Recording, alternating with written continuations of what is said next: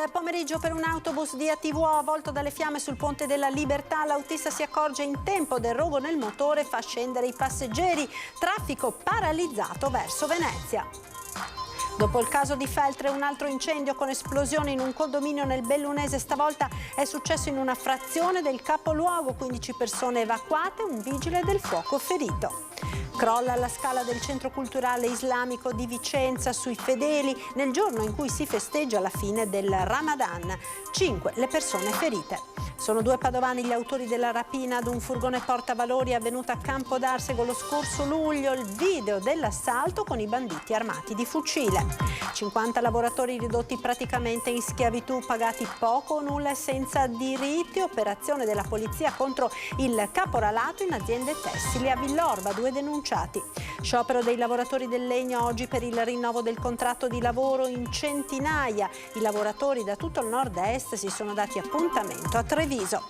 Denatalità record nella Pedemontana e mentre il governo pensa a misure per contrastare il calo delle nascite, il Forum delle Famiglie chiede di aumentare l'assegno unico a 200 euro indipendentemente dall'ISEE. Svelato in anteprima il nuovo spazio espositivo ai musei civici eremitani di Padova per il crocifisso di Giotto, una nuova collocazione più accessibile che ne valorizza ancora di più la bellezza.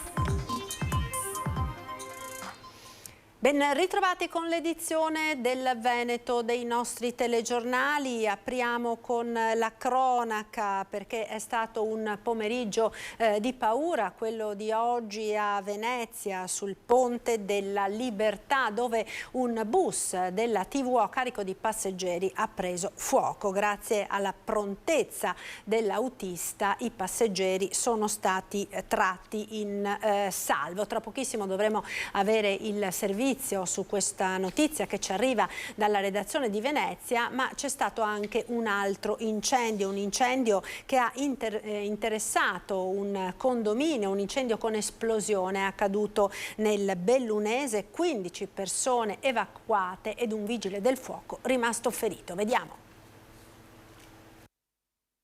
Fiamme nella notte a Bolzano Bellunese per l'incendio di un'abitazione con una successiva esplosione avvenuta dopo un'ora circa dall'inizio del sinistro.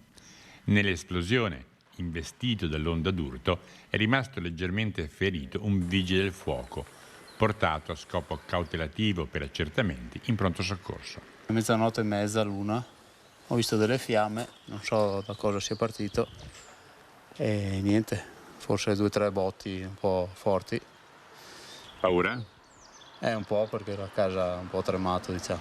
A causa delle fiamme divampate nella soffitta è stato evacuato l'intero stabile in cui abitavano 3 famiglie, tra cui quella con 3 figli nel cui appartamento si è sviluppato l'incendio. Stiamo indagando sulle cause dell'incendio, è stato un grosso incendio, purtroppo l'abitazione ha parecchi danni, particolarmente la parte della soffitta e del tetto dove probabilmente ha avuto origine l'incendio. Per spegnere le fiamme sono state impiegate 2 autopompe, 2 autobotti, un'autoscala, il carro aria e 15 operatori. L'abitazione ha subito gravi danni anche strutturali. Fiamme domate, ci è voluto tempo perché l'incendio era già generalizzato, probabilmente sì, la chiamata è stata quando si sono accorti che l'incendio era già divampato e quindi ci sono volute ore. E grande paura oggi a Vicenza, crolla la scala del Centro Culturale Islamico mentre i fedeli stanno festeggiando la festa per la fine del Ramadan. 5 persone sono rimaste ferite.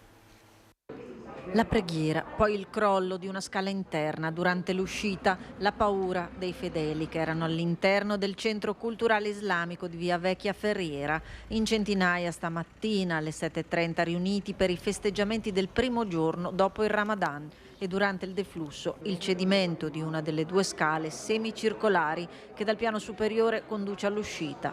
Lo stabile è stato fatto immediatamente evacuare, 5 i feriti che sono stati trasferiti in ambulanza in ospedale. C'è stato un crollo parziale di una scala di tipo metallico che sotto il peso delle persone che stavano transitando su questa scala ha avuto un cedimento nella parte centrale. In questo caso il cedimento ha fatto sì che ha coinvolto alcune persone che si trovano nella parte sottostante e di cui 5 persone sono state portate alle cure da parte dei sanitari, sono state portate alle cure del pronto soccorso. Agli effetti risulta soltanto una persona in codice giallo, quella diciamo tra virgolette più grave, e poi le altre invece naturalmente hanno codici invece di livello inferiore. Intervenuti i tecnici dei vigili del fuoco che hanno transinato l'area per eseguire il sopralluogo e far luce sulle cause dell'incidente. Sul posto fino a tarda mattinata anche la polizia locale e la polizia di Stato. Ed ancora cronaca, sono 2 padovani gli autori della rapina ad un furgone portavalori avvenuta a Campodarsego lo scorso luglio. Su di loro pesano gravi indizi raccolti dalla squadra mobile, i video dell'assalto. Un rapinatore con un fucile a pompa tiene sotto tiro la guardia giurata, il secondo, sotto la minaccia di una pistola, si fa consegnare il plico destinato alla banca con 74.000 euro in contanti. Sono le 8 del mattino del 18 luglio scorso a Reschigliano di Campodarsego. È qui che viene messa a segno la rapina ai danni di un portavalori della Civis che stava per entrare nella banca di credito cooperativo. I rapinatori non sapevano che gli agenti della squadra mobile di Padova erano già sulle loro tracce, con localizzatori satellitari e intercettazioni telefoniche. In azione, secondo la polizia, un padovano di 45 anni, l'uomo che minacciava il rapinato con il fucile, e un secondo padovano 64enne già noto alle forze dell'ordine e raggiunto in queste ore da un'ordinanza di obbligo di dimora e firma emessa dalla Procura di Padova, che lo accusa di questa e altre 2 rapine a mano armata commesse sempre nel padovano. La prima, il 15 giugno, ai danni di un'azienda, la seconda, l'8 luglio, a un ufficio postale di via Vigonovese. I 2 colpi avevano fruttato un bottino misero, per questo la banda si era subito data da fare, mettendo a segno il terzo e ben più fruttuoso assalto. Individuati 2 presunti rapinatori, la polizia ha raccolto numerosi indizi di colpevolezza. Trovato il covo in zona Guizza presso un fiancheggiatore dove è stato nascosto il fucile, mentre sotto un sasso a casa del 64enne è stata sequestrata la pistola. Secondo quanto ricostruito, la banda era pronta a entrare in azione di nuovo a settembre, quando l'assalto a un portavalori è fallito per cause indipendenti dalla loro volontà. Ed ora vediamo il servizio sull'incendio divampato nel primo pomeriggio di oggi su un bus della TVO sul Ponte della Libertà a Venezia.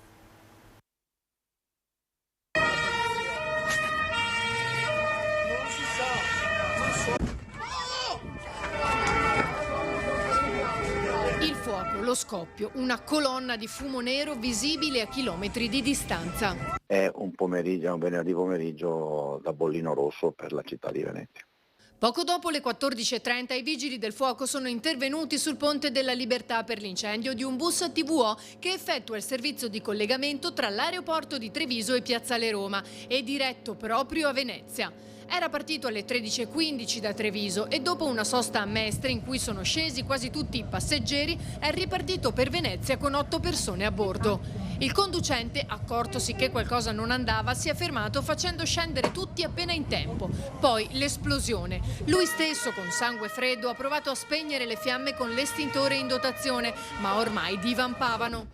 Ecco, non so cosa che è successo, ha preso fuoco il pullman. Tutti salvi, riuscito a salvare tutti e basta. Disastro. In breve sono giunti da Mestre i vigili del fuoco con un'autopompa, 2 autobotti e 10 operatori che hanno spento le fiamme. È una situazione molto impressionante perché è stato un incendio pesante. E i danni alla linea ovviamente sono stati, si è bloccato tutto il sistema. La cosa che ci tengo a dire almeno, insomma, la capacità dell'autista, insomma, sono stati salvati tutti i passeggeri, non c'è nessun ferito, che per noi intanto è l'elemento fondamentale. Abbiamo ovviamente già registrato notevoli danni sulla struttura legata al tram perché hanno preso fuoco sia i cavi che la parte a terra. La linea non verrà ripristinata prima di mercoledì-giovedì e in assenza del tram ci sarà il bus sostitutivo. La viabilità verso Venezia è rimasta bloccata fino allo spegnimento delle fiamme, paralizzando il traffico. Sul posto la Polizia di Stato e quella locale. Non c'è via di fuga, questo è uno degli elementi della grande debolezza del Ponte Libertà, ma ovviamente non è ciò che conta insomma che abbiamo una ciclabilità, una pedonabilità che ci consente anche di salvare il salvabile, e questa è la cosa fondamentale. È evidente, si blocca perché è un elemento di unione tra due realtà, quella che è la terraferma della città di Venezia con il centro storico della città di Venezia, e non c'è scampo, perché ovviamente poi il riflesso è stato anche sulla linea ferroviaria, perché l'incendio era di una grande portata e molto pesante. Un profondo ringraziamento alla nostra polizia locale e alle forze dell'ordine, ma in modo particolare ai vigili del fuoco per il loro pronto intervento. Al vaglio dei tecnici le cause dell'incendio che ha completamente distrutto il mezzo. Ancora a cronaca, 50 lavoratori ridotti praticamente in schiavitù, operazione della squadra mobile di Treviso contro il caporalato. Lavoratori come schiavi, ditte trasformate in lager. È uno scenario quasi senza precedenti per la marca trevigiana, quello ricostruito dalla squadra mobile di Treviso in un anno di indagini delicatissime e serrate. Caporalato, l'accusa mossa a 2 uomini cinquantenni di nazionalità cinese. Uno si trova agli arresti domiciliari con braccialetto elettronico, l'altro deve presentarsi ogni giorno alla polizia giudiziaria. Il primo in particolare gestiva ben 4 aziende sul territorio di Villorba, tutte specializzate nel confezionamento di prodotti tessili. 50 le persone che venivano sistematicamente private della loro dignità, non solo lavorativa, costretti a turni ben oltre le 12 ore, non avevano riposi né tantomeno ferie. Alcuni erano completamente in nero, altri avevano dei part-time mascherati, altri ancora arrivavano a percepire 40-50 euro al mese, perché nella cosiddetta paga venivano conteggiati anche vitto e alloggio in un stabile in condizioni degradanti, privo del riscaldamento e di qualsiasi comodità. Una realtà parallela fatta di giacigli e bagni sporchi, acqua fredda e condizioni igieniche pessime.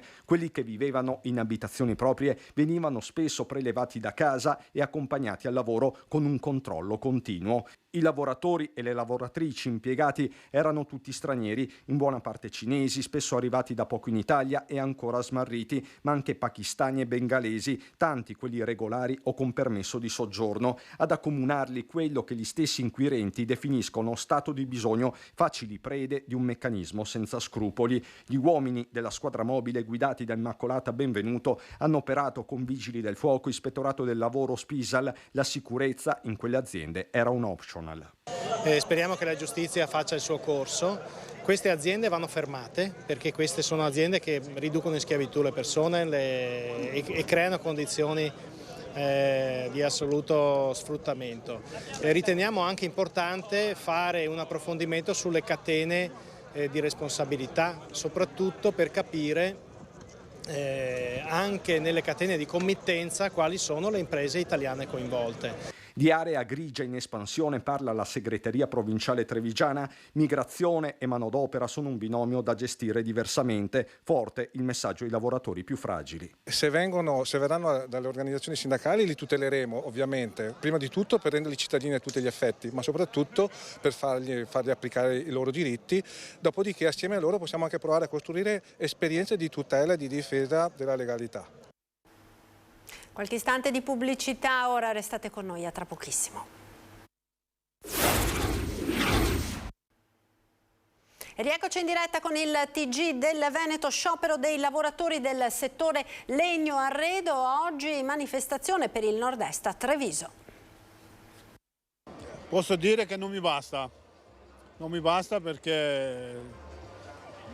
Hai famiglia? Sì, ho famiglia, sono sposato, 2 figli che studiano. Lavoro io in magazzino ferramenta. No, facciamo 8 ore al giorno comunque. Sì. Quanto prendi? 1.400. Io lavoro nel reparto vetri, quindi alziamo vetri abbastanza grandi, pesanti, tutto a mano. Ecco, noi ad esempio nel nostro reparto siamo in pochi. Storie di tanti, lavoratori del settore del legno, trainante nel ricco nord-est, che oggi hanno scelto di scendere in piazza. Sono arrivati da ogni parte del Veneto.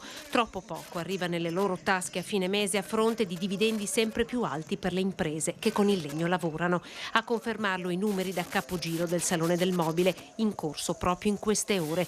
Loro sono quelli che stanno dietro le quinte. Le mani e le competenze che hanno lavorato su quei mobili sono le loro. È da 35 anni che lavoriamo e che siamo qua, sentiamo il peso il peso di tutti gli anni che abbiamo fatto, perché diventiamo più vecchi, no?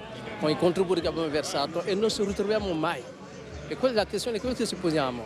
Noi lavoriamo, versiamo i tax, facciamo tutto, ma arriva questo periodo in cui non possiamo neanche arrivare a fine mese a questo stipendio qua.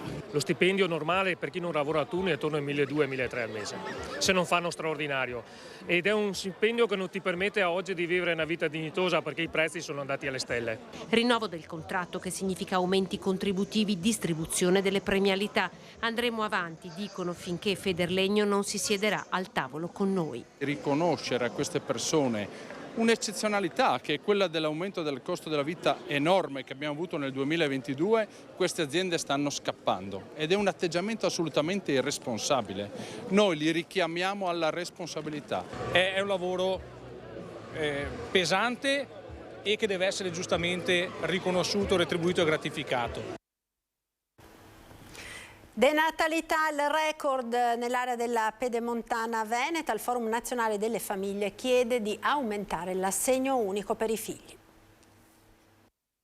Calo demografico. Se il problema è grave e coinvolge tutto il paese, ci sono aree dove la denatalità sta raggiungendo livelli record che oltrepassano i confini europei. È il caso del Veneto, che ha perso una media di 1.000 nuovi nati all'anno e in alcune specifiche zone ancora di più. Nel nostro territorio che sta vivendo questo andamento, abbiamo la zona pedemontana che è particolarmente segnata da questo travaglio. Abbiamo comuni che nel giro degli ultimi 20 anni hanno perso il 60% dei bambini. Le conseguenze saranno pesanti sulla sostenibilità del sistema economico, sanitario, del welfare. Al vaglio del governo misure per contrastare la denatalità. Si parla di riduzione delle tasse per le famiglie con figli e di incremento delle detrazioni. Per ora solo delle voci di corridoio che avranno bisogno di avere una maggior formalizzazione e soprattutto un riferimento alla loro sostenibilità paiono essere interessanti. Intanto, ad un anno dall'entrata in vigore dell'assegno unico, il Forum per le famiglie propone di aumentarlo. È uno strumento che deve essere potenziato nelle misure, deve essere portato, a nostro parere, vicino ai modelli tedeschi e francesi, anzi oltre i 200 euro a figlio, con una misura che non sia collegata ai livelli di ISEE. La questione è molto complessa, continua Bordignone. L'aspetto economico non è certo l'unico sul quale bisogna intervenire. Indubbiamente un fisco a misura di famiglia ce lo chiede la Costituzione e ancora oggi non c'è. Quindi abbiamo un fisco che aspetta nella versione orientata ai cittadini e alle famiglie una maggiore equità verso le famiglie, e poi trovare una premialità per incidere sulla natalità può essere una via giusta, soprattutto se si lavora dal secondo figlio in poi, è quello che ci permette di raggiungere il tasso di sostituzione. Ed ora in anteprima sveliamo il nuovo spazio espositivo ai musei civici eremitani di Padova per il crocifisso di Giotto. L'itinerario della Urbs Picta oggi si arricchisce di una sala che è in sintonia con questa storia. Qui dentro, come dice Berenson, nella cappella hai suoni, rumori, sensazioni. Qui dentro c'è una fortissima emozione. È stato presentato al Museo Eremitani il nuovo allestimento espositivo del celeberrimo Crocifisso di Giotto, che mette al centro il capolavoro giottesco in cui il maestro ha voluto umanizzare Cristo, enfatizzando la sua sofferenza che lo trascina con estrema naturalità verso il basso, come il sangue sul teschio di Adamo sul Golgota, simbolo di redenzione dell'umanità. Quello che ci piace comunque far vedere già ai visitatori è la magia di questa nuova sala, dove abbiamo garantito l'accessibilità alle persone portatrici di handicap, ma soprattutto abbiamo creato un'aula magica, una sala magica che dialoga con la cappella degli Scrovegni compiutamente. Prima la croce era uno sgabuzzino attorniato da materiali significativi da un punto di vista storico, ma poco emozionali. Il nuovo allestimento ovviamente permette di leggere nella sua meravigliosa unicità la croce che viene dopo quella di Rimini, dopo quella di Santa Maria Novella, ma le supera per intensità drammatica. Grazie a questo nuovo allestimento, il crocefisso diventa idealmente il nono ciclo dell'Urbs Picta. molti potrebbero avere l'opportunità di tornare a Padova anche dopo aver visto la cappella, per entrare in questa sala e respirare, sentire le vibrazioni, la dimensione quasi tattile che questa stupenda croce promana. Sono 2,23 metri per 1,64 m, è una piccola croce che rappresenta una storia secolare. È tutto per questa edizione, grazie per essere stati con noi, vi lascio come sempre alle previsioni del tempo, arrivederci.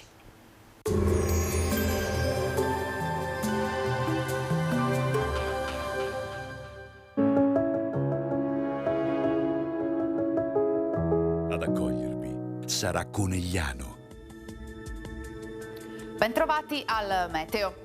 Weekend a due facce sul nostro territorio, sabato con il bel tempo e domenica invece con una lieve instabilità. Vediamo insieme il dettaglio del 22 aprile. Sul Veneto sarà prevalente il sole con cielo sereno o al massimo poco nuvoloso, qualche addensamento specie al pomeriggio ma precipitazioni assenti. Temperature nuovamente in ripresa, minime tra 6 e 9 gradi, massime invece comprese tra i 18 e i 21 gradi. Spostiamoci ora sul Friuli Venezia Giulia, dove splenderà il sole con cielo limpido o con qualche annuvolamento, ma in genere innocuo. Temperature minime tra 7 e 9 gradi, massime sui 18-21 gradi. Infine diamo uno sguardo alla situazione del Trentino Alto Adige. Sarà presente qualche nube bassa in dissolvimento poi e sarà prevalentemente soleggiato. Temperature minime intorno agli 8-9 gradi, massime sui 21-22 gradi. Dal meteo di Antenna 3 per ora è tutto. Grazie per l'attenzione. Arrivederci al prossimo aggiornamento.